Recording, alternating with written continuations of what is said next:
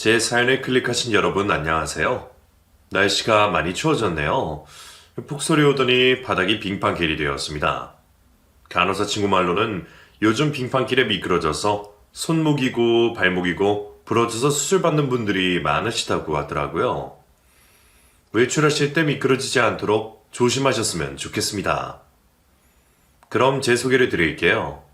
저는 이 사연 채널의 열혈 애정자이자 소소하게 자영업을 하고 있는 40대 초반의 여자입니다. 요즘은 한 직업을 오래도록 가지고 있기가 더 어려운 시대잖아요. 저도 지금까지 직업이 3번이나 바뀌었습니다. 자잘한 아르바이트들은 제외하고 제가 지금껏 살면서 가진 직업은 크게 3가지가 있어요. 첫 직장은 치과 치의생사를 했고요. 결혼하고 뜻하지 않게 식당에서 일하다가 지금은 제가 좋아하는 액세서리를 만들고 파는 일을 업으로 삼게 되었어요. 지금 하고 있는 일이 저에게는 가장 맞고 잘하는 일입니다. 제 걱정이 많으셨던 저희 엄마도 지금 절 보면 가끔씩 이런 말씀을 하세요. 우리 정아 요즘 얼굴이 확 폈어. 너 그때 감자탕 집에서 일할 때 아휴 아주 내가 얼마나 속상했던지 지금 생각해도 열불나 미치겠다. 엄마는 새삼스레 뭘 그때 이야기를 해. 다 잊어버려. 그렇지 있냐? 못 잊어. 못 잊어.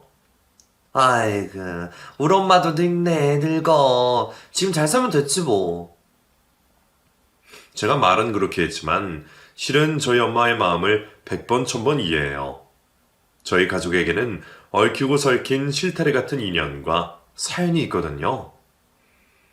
세상의 모든 직업이 힘들겠지만 저는 시어머니의 감자탕 가게에서 일했던 때가 몸도 마음도 인생에서 가장 힘들었던 시기였습니다.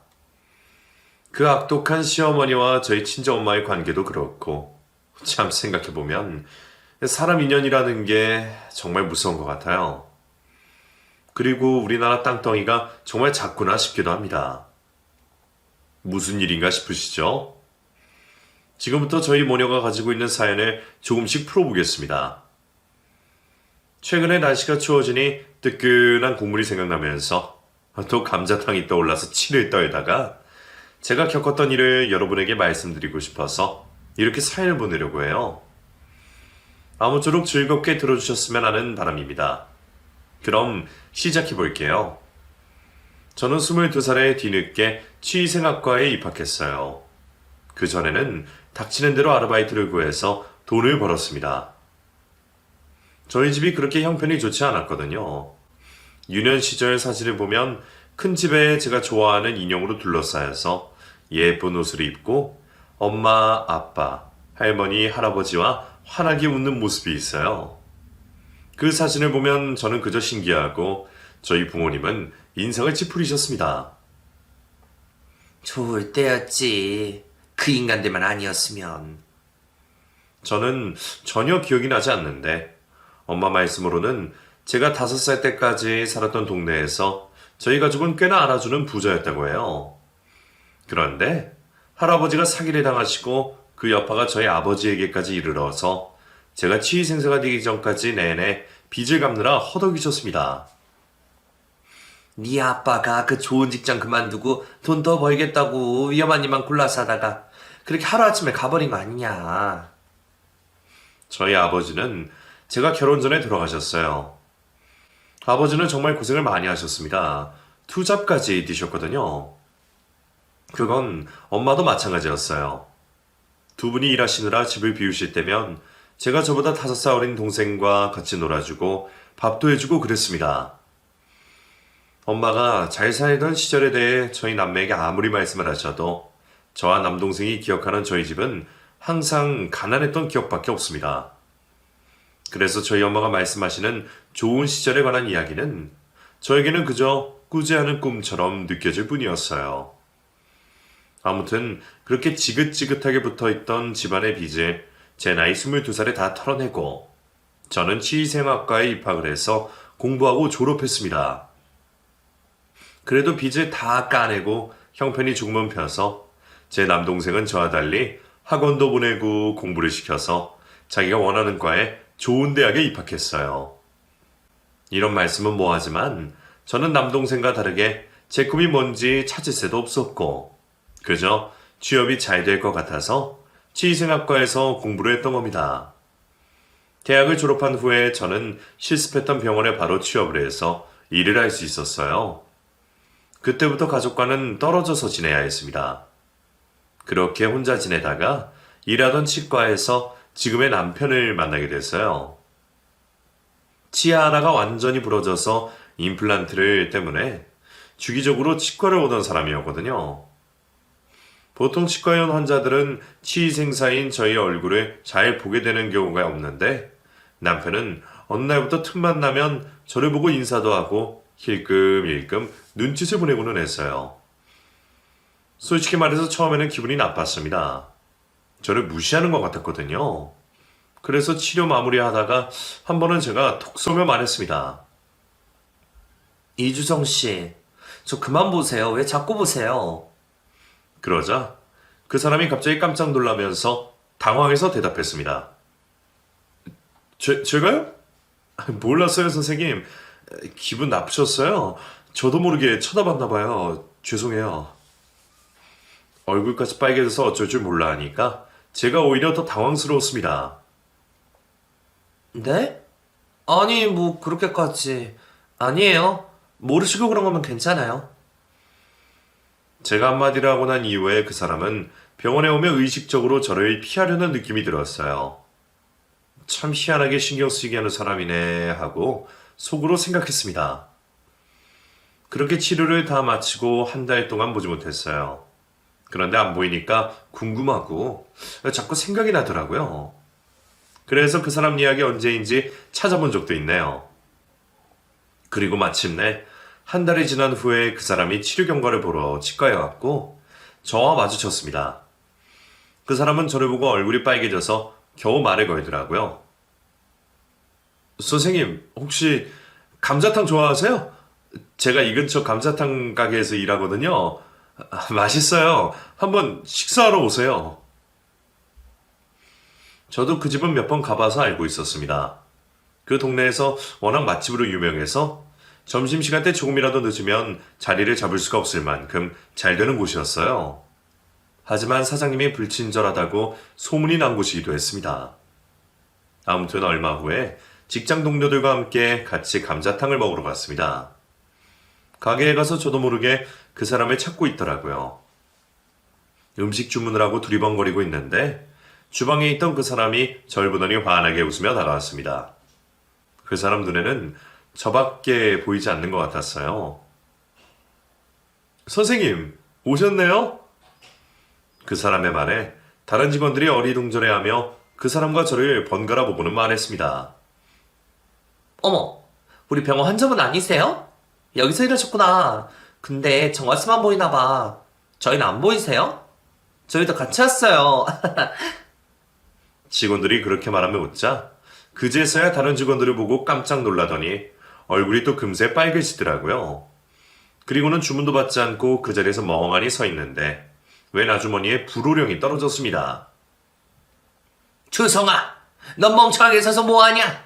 주문 안 받아? 어찌나 목청이 크던지 식당 사람들 전부 소리가 나는 쪽을 돌아봤습니다. 인상을 잔뜩 찌푸린 표독스러운 얼굴에 그냥 딱 봐도 욕심 많게 생긴 아주머니였어요. 저 사람이 그 유명한 불친절한 사장님인가 보다 싶었습니다.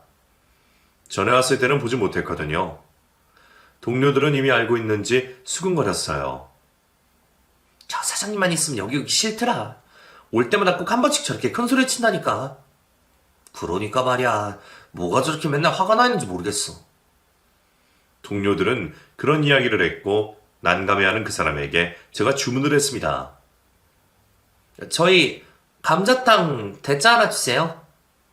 조금만 기다리세요. 맛있게 해드릴게요.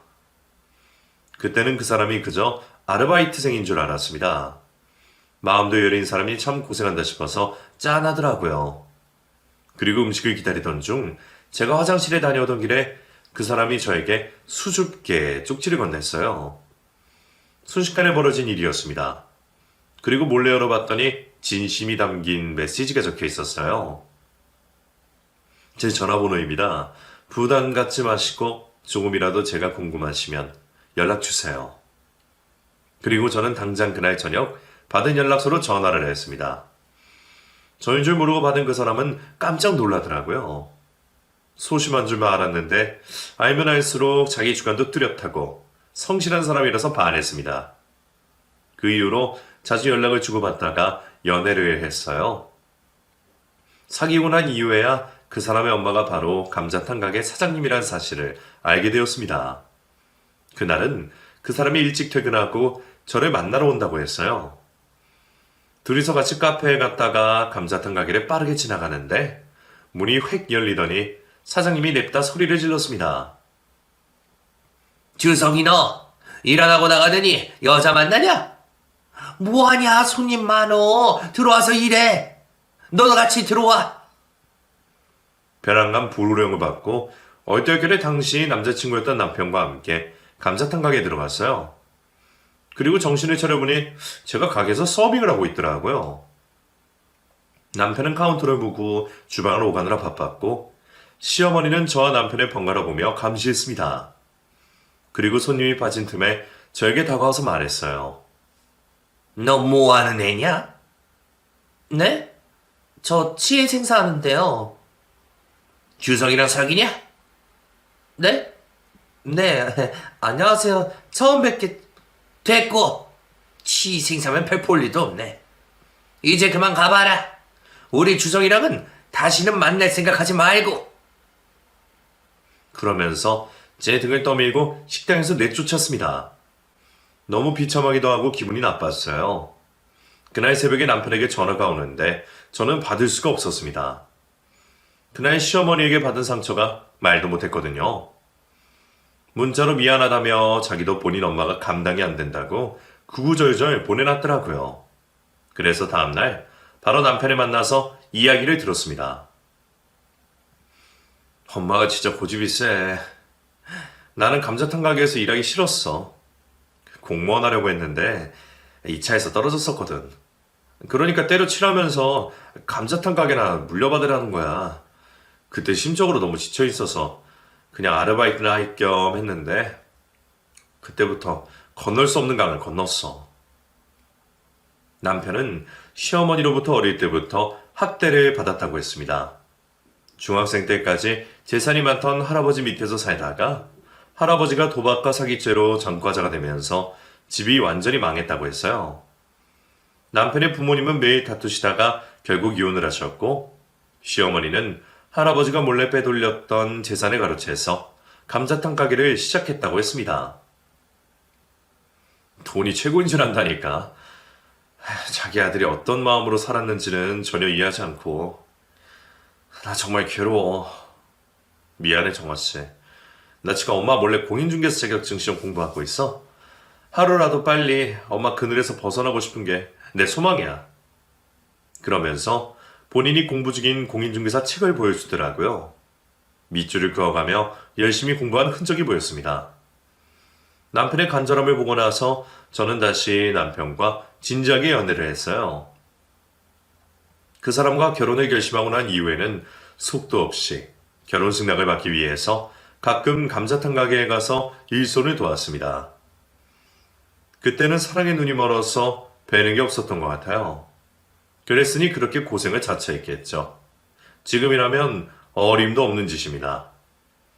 아무튼 제가 감자탕 가게에 가면 우거지 삶는 일부터 시작해서 홀서빙에 설거지까지 돈 안 받고 거저 일하는 노예나 다름이 없었어요. 정말 정직하고 저밖에 모르는 남편 하나만 믿고 그렇게 했네요.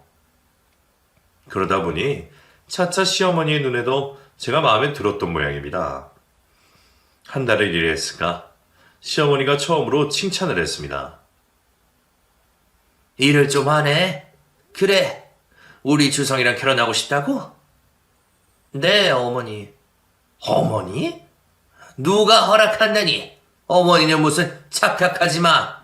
일 잘한다고 한마디 했더니 하늘 끝까지 올라오려고 하네. 대화를 듣고 남편이 다가와서 단호하게 말했습니다. 됐어. 정아씨 관둬요. 못하러 여기 와서 이렇게 생고생을 해요. 그만 와요. 엄마도 평생 나 보기 싫으면 마음대로 하세요.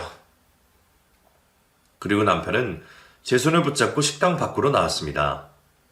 시어머니는 쫓아나와서 난리를 쳤고요. 그 후로 남편은 집도 나와서 살고 시어머니의 감자탕 가게에 일손을 도우러 가지도 않았어요. 충분히 직원을 더 뽑을 여력이 되면서도 시어머니는 돈 욕심 때문에 직원을 뽑지 않고 애꿎은 남편을 부려먹었던 겁니다. 그러다 보니 아쉬웠던 모양이에요.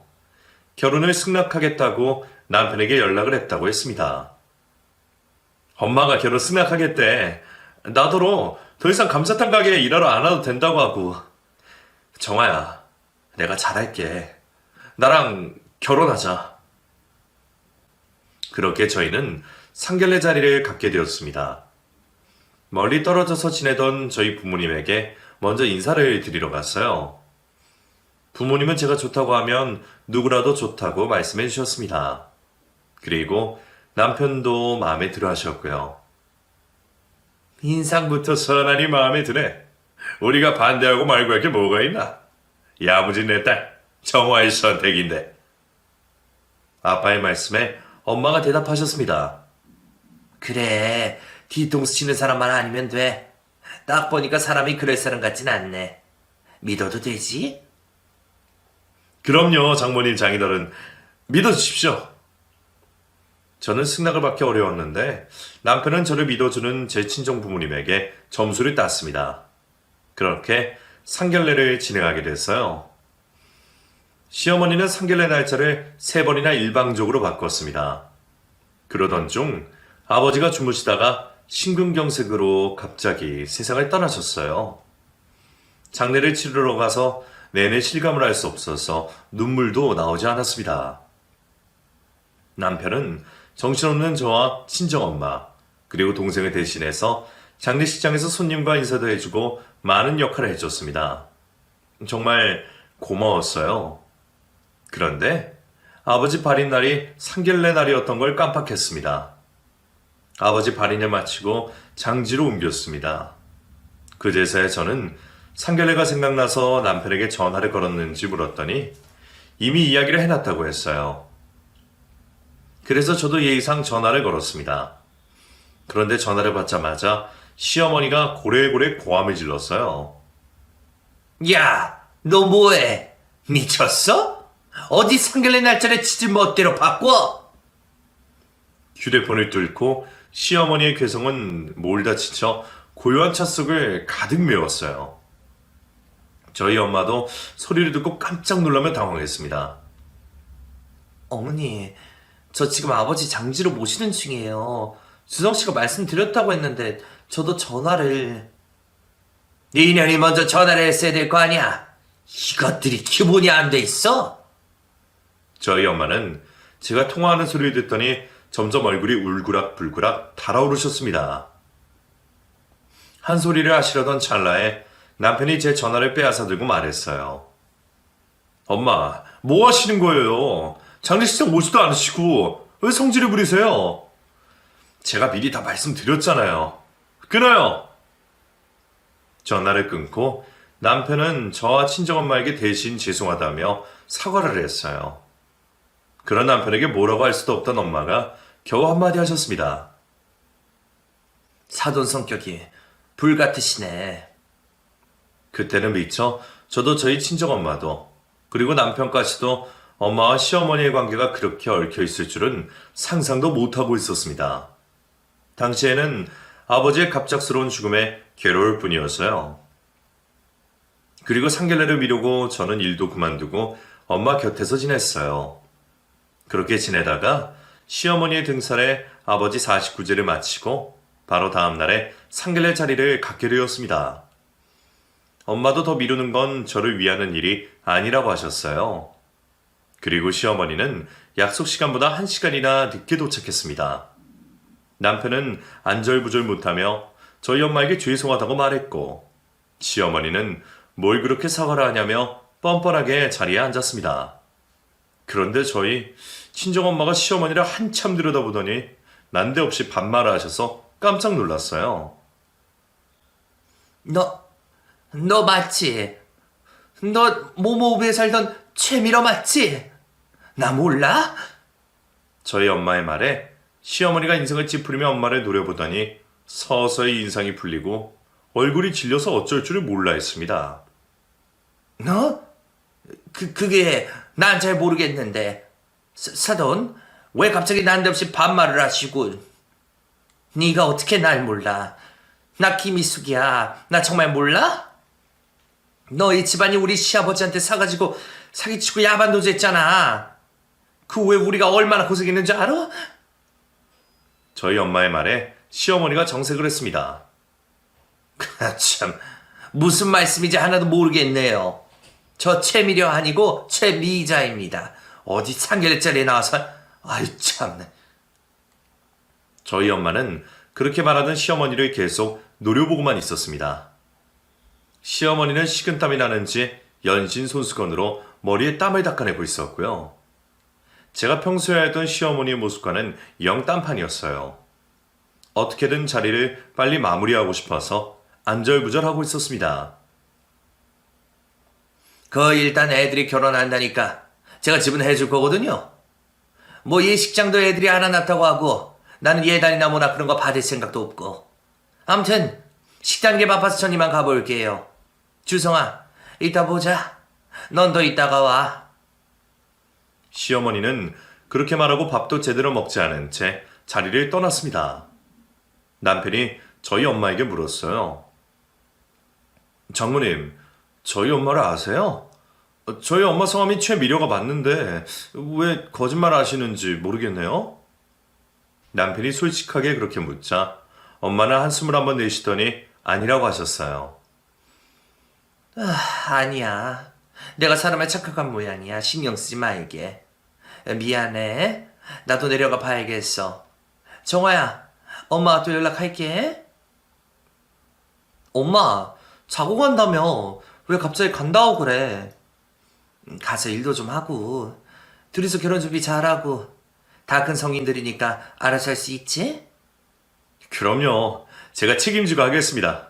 어머님, 모셔다 드릴게요. 친구 좀 만나고 그럴 거야. 알아서 갈게. 저희 엄마도 그렇게 다급하게 자리를 떠나셨습니다. 남편과 둘이 남아서 서로를 바라보며 대체 무슨 일이 벌어진 건가 의아했어요. 하지만 저희 둘은 이미 결혼을 하기로 마음먹었기 때문에 빨리 식을 올리고 싶은 생각이 더 컸습니다. 저는 따로 친정엄마에게 전화를 걸어서 그날 일에 관해 물었어요. 그런데 엄마는 또다시 한숨만 푹 내쉬더니 아무것도 아니라고 하셨습니다. 아니야, 아무것도. 어찌 인연이 이렇게 되냐? 에휴, 다 지난 일인데. 뭐 죽은 네 아빠도 주석이 마음에 들어 했고 너도 좋다고 하니까 내가 뭐 다른 소리 할 게 뭐 있어. 예식 날짜는 정했지? 엄마. 다 다음 달이에요. 그래? 빠르네. 그동안 이래저래 미뤘으니 우리 딸 결혼해서 잘 살아. 그렇게 저는 결혼식을 올렸습니다. 결혼식 날에도 저희 친정엄마와 시어머니는 대면대면 하시더라고요. 그리고 저희 친척들은 시어머니를 보며 수군대셨습니다. 결혼식을 올린 후에는 악몽이 시작되었어요. 제가 아버지가 갑자기 돌아가신 후에 치과 일을 그만두고 다른 치과에 다시 일을 구하려던 참이었어요. 그걸 안 시어머니는 저에게 감자탕 가게에 나와서 일을 하고 했습니다. 저는 절대로 그것만은 하고 싶지 않았어요. 이미 일해보고 대인 경험이 있었으니까요. 너 지금 일 안 한다며? 주성이 그러면 공인중개사니 뭐니 한다고 난리고 너라도 와서 일해야겠지? 이번에 직원 하나 그만둬서 일손 모자라 죽겠다. 어머니, 저도 제 일 해야죠. 식당 일은 일도 아니라는 거야? 내가 뭐 평생 하래? 야, 고마운 줄 알아. 이렇게 잘 나가는 식당 며느리 된 걸. 이게 나중에 다 니들 재산 되는 거 아니냐? 나만 좋자고 이래? 집 해줬잖아. 집 해준 값은 해야 될 거 아니야. 한 달만 와서 도와. 시어머니가 그렇게 퍼부어댔습니다. 정말 치사스럽다는 표현이 딱 맞았어요. 당시에 남편은 공인중개사 2차 시험을 준비 중이었습니다. 그리고 저는 시어머니 가게에 일을 하러 나가겠다고 했어요. 남편이 말렸지만 어쩔 수가 없었습니다. 정화야, 힘들 텐데 그냥 하지 마. 안 해도 돼. 나 이번에 본우 2차 합격하면 바로 일할 거야. 지금 당장 일자리 안 구했으니까 어머니 식당 나가서 일할게. 엄마 돈도 안 주고 부려먹을 텐데 뭐. 엄마가 감자탕 가게 그거 현성이 준다더라고. 내 동생 군대 간 현성이 알지? 한 달만 도와달라시니까 그렇게 할게. 걱정 마. 시어머니는 퍽하면 남편에게 감자탕 가게를 가자고 협박 아닌 협박을 했다고 합니다. 장사가 잘 되니까 본인한테 더 효도하는 놈에게 가게를 물려주겠다면서 아들 둘 사이도 갈라놓은 거예요. 참 엄마라는 작자가 어쩜 그럴 수가 있는지. 남편은 그런 게 지긋지긋해서 공인중개사 시험을 치르려던 것이었습니다. 아무튼 제가 일하러 가지 않으면 그 성격에 더 야단이 날 것 같아서 저는 눈 딱 감고 한 달만 일해주자 하는 마음이었어요. 그때부터 지금까지 저는 감자탕을 먹지 않습니다. 완전히 학을 뗐거든요. 처음에는 시어머니가 그래도 밥때도 챙겨주고 잘해줬습니다. 본인이 가게 2호점을 낼 생각인데 저더러 맡아서 하라는 말까지 했어요. 그게 저를 더 부려먹기 위해 한 말인 건 나중에 알았네요. 수야가, 우리 가게 장사 잘 되는 거 알지? 2호점 낼 거야. 너 이번 기획일 싹 빼어서 2호점 네가 맡아서 해라. 제가 할 수 있을까요? 왜 못해? 고생할까봐 그래? 뭔 고생을 해? 돈 관리랑 직원 관리만 하면 되는데. 잔말 말고 열심히 해. 내일은 새벽에 나와라. 새벽에요? 그저 알겠습니다 할 것이지 잔말이 많아? 새벽 5시까지 나와. 월급 두둑이 줄게. 네. 저는 시어머니의 기세에 눌리기도 했고 월급을 준다는 말에 믿고 시키는 대로 할 수밖에 없었습니다.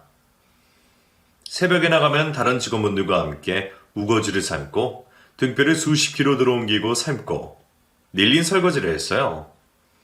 한참을 그러고 있다 보면 허리에서 뿌드득 소리가 나고 뻐근하고 아파서 움직이지 못할 지경이었습니다.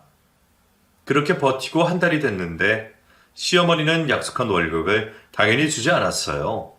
정말 착취나 다름없었습니다. 저는 친정엄마와 통화를 할 때는 시어머니 가게에서 일하는 사실을 숨겨왔어요. 엄마가 정말 싫어하셨거든요. 그렇게 한 달만 일한다는 게 3달이 되었고 저는 시어머니 식당에 가면 구역질이 나고 멀미가 나서 일을 하기가 힘들었어요. 아무래도 몸에 이상이 생겼다 싶어서 병원에 가봤더니 임신이라고 했습니다.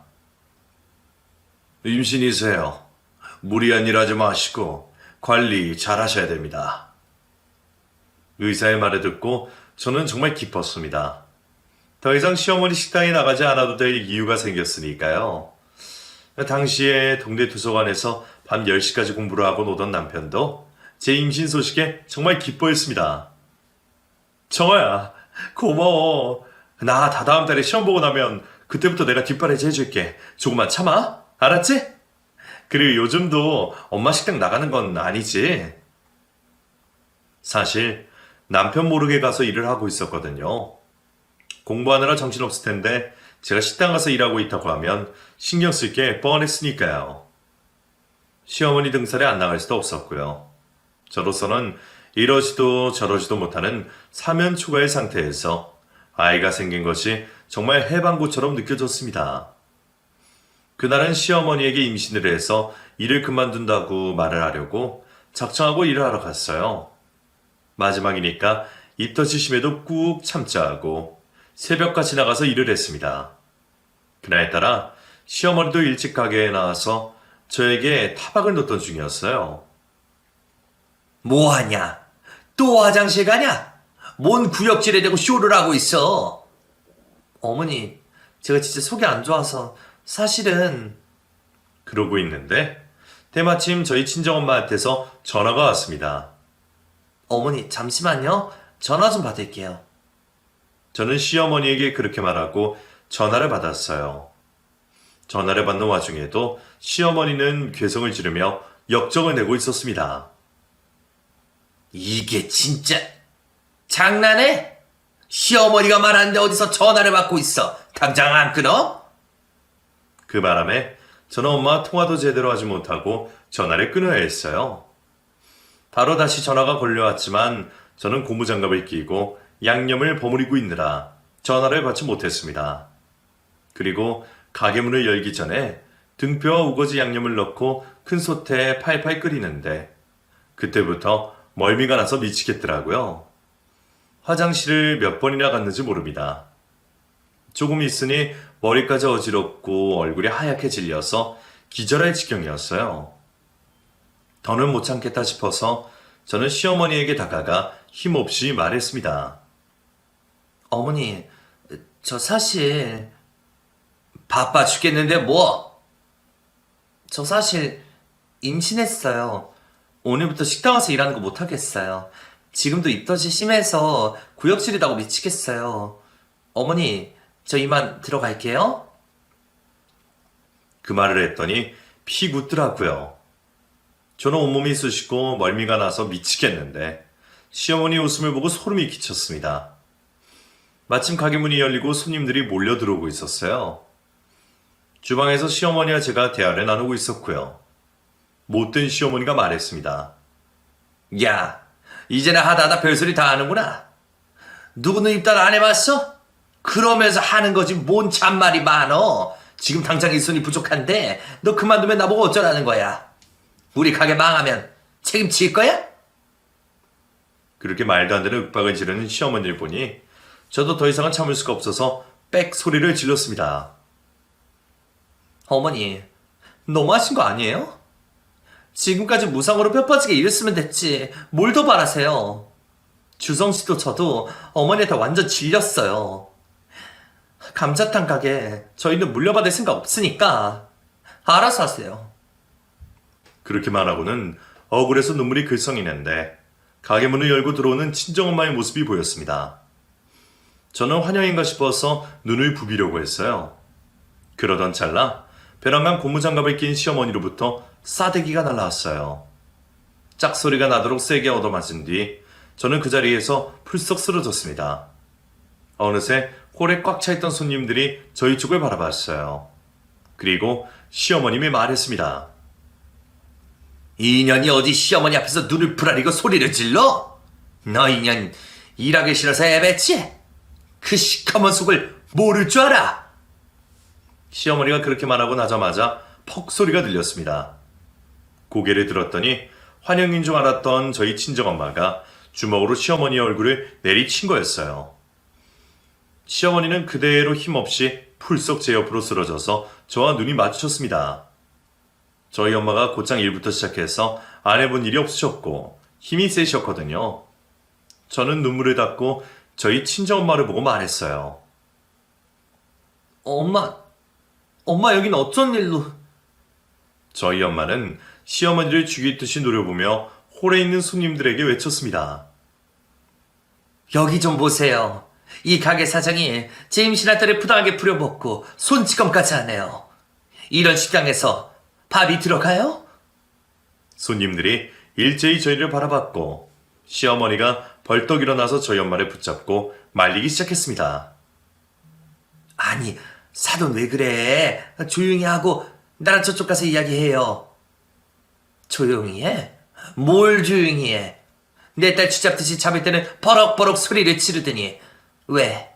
너 최미련 인연 내가 너 모를 줄 알아? 너 우리 애들 어릴 때 고향에서 우리 집에 사기쳐서 돈 뜯어가지고 날려 사기꾼지만 딸려나냐? 그 돈으로 배불리 먹고 떵떵거리며 살았냐? 우리는 평생 원망하고 고생하고 살았어. 알아 이년아? 내 딸 시집 보낼 때 네가 뭘 했어? 그때 이 덮어주면 내 딸 모시고 살겠다며. 근데 이게 뭐하는 짓거리야. 너 때문에 우리 시아버지까지 화병으로 돌아가셨는데 이 살인자잖아. 그러자 거의 대부분이던 단골 손님들이 웅성이기 시작했고 몇 안 되는 가게 직원분들도 고개를 절레절레 흔들며 시어머니 흉을 보기 시작했어요. 남의 눈을 의식한 시어머니는 그제서야 저희 어머니와 저를 데리고 사람들이 보이지 않는 곳에 가서 싹싹 빌었습니다. 미안해. 정말 미안해. 그때는 내가 100번 정말 잘못했어. 아이고, 이제 와서 내가 너랑은 다른 사이 봐서 덮고 넘어가려고 했는데 사람을 기만 해도 유분수지. 어디 내 딸 데려다가 정아야 가자. 당장 이혼해. 이딴 년의 시엠이라고. 저희 엄마는 화를 이기지 못하고 가슴이 내리치셨습니다. 그리고 이어서 말씀을 하셨어요. 너 내가 이 감자탕 가게 쫄딱 망하게 할 거야. 네가 어떤 년인지 싸그리 다 밝힐 거라고. 요즘 소문 무서운 거 알지? 네가 어떻게 이런 가게 읽었는지 알면 사람들이 이 식당에 계속 올까? 저희 친정엄마의 말에 시어머니가 납작 엎드려 빌었습니다. 희수가 미안해. 그때는 나도 하자는 했을 뿐이야. 우리도 그러고 나서 얼마나 힘들었는데. 나도 피해자야. 도박하느라 그 돈도 다 날리고 어렵게 이 감자탕 가게 읽었다고. 그 말에 저희 엄마가 화를 참지 못하고 또 손을 드셨다가 내리시며 말씀하셨습니다. 이게 입에서 나오는 거라고는 변명밖에 없네.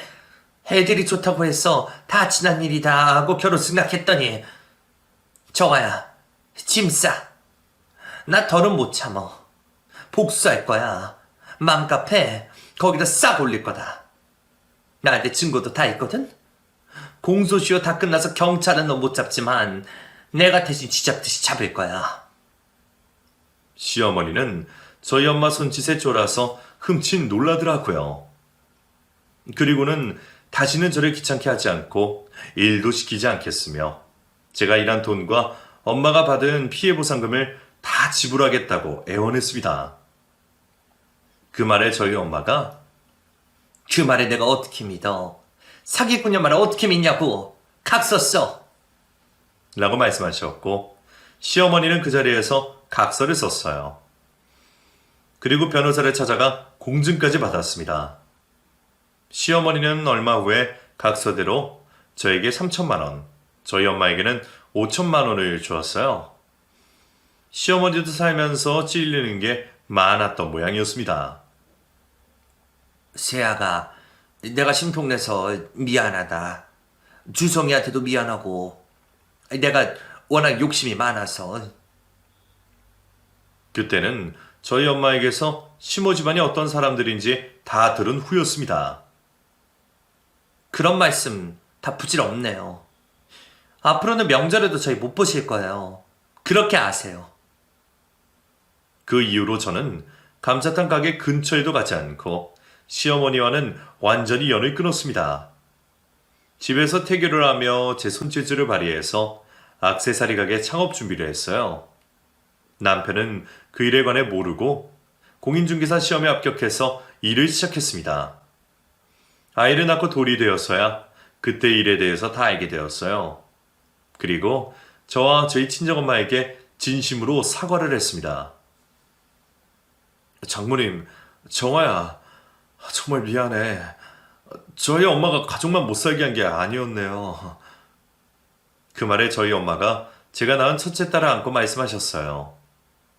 자네가 뭐가 미안해. 자네 부모님이 저지른 짓인데. 자네 잘못은 하나도 없어. 내가 미쳤다고 우리 딸 시집 보냈겠어? 자네가 이렇게 믿음직스러우니까 결혼시켰지. 앞으로도 가정에 충실히 잘해. 그거면 됐어. 저희 엄마의 말씀에 남편은 고개를 떨구고 눈물을 흘렸습니다. 그리고 저는 시어머니에게 받은 노동의 대가로 액세서리 쇼핑몰을 창업했고 사업은 나날이 번창했어요. 몇 년 전에는 남편에게 부동산도 차려주었거든요. 남편도 부동산 운영 번듯하게 잘하고 있습니다. 저희는 아이 셋을 낳았어요. 셋 다 건강하게 잘 자라고 있습니다. 시어머니와는 그때 이후로 완전히 연락을 끊었는데 얼마 전에 도련님으로부터 남편에게 연락이 왔다고 하더라고요. 무슨 바람이 불었는지 엄마가 우리 보고 싶다고 한다네. 저희 애들 사진을 도련님이 보여줬던 모양이었습니다. 도련님이 결혼을 했다가 표독스러운 시어머니 때문에 이혼을 하고 그때까지 재혼도 못하고 아이가 없었거든요. 그러니 이제는 이빨 빠진 호랑이가 된 시어머니가 손주들을 보고 싶다고 하는 거였습니다.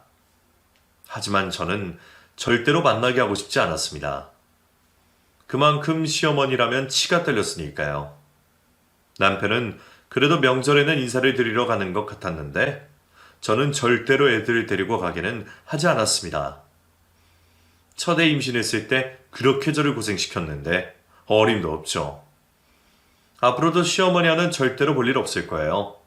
저희 친정엄마도 가끔씩 그때 일을 이야기하십니다. 네 시애미는 평생 만날 생각하지 마라. 엄마는 또 그 소리야? 이제 잊어. 그리고 안 만나 절대로. 그걸 어찌 잊냐. 아휴 웬수 같은 년. 그년 때문에 고생한 거 생각하면 그래 잊자. 이제 나도 너한테 이런 소리 안 할게. 그래 엄마. 이제 우리 다 잘 사는데 좋은 생각만 하고 살자. 알았어. 대답은 그렇게 해도 시어머니 집안의 사기 행각에 저희 부모님이 평생을 고생하셨고 아버지는 좋은 날도 못 보고 돌아가셨으니 저희 엄마 가슴 깊숙한 곳에 남은 앙금이 사라질래야 사라질 수가 없을 거예요. 따지고 보면 남편과 저는 원수 집안의 자식들인데 어쩌다가 만나고 가정을 이뤄서 지금까지 무탈하게 잘 살고 있는 게 기적처럼 느껴지기도 하고 인연이 참 신기하기도 합니다. 앞으로도 저와 남편은 지금처럼 서로를 의지하고 아이를 잘 키우고 열심히 살아가 보려고 해요. 요즘 날씨 많이 추운데 건강 조심하세요. 제 사연 끝까지 들어주셔서 감사합니다.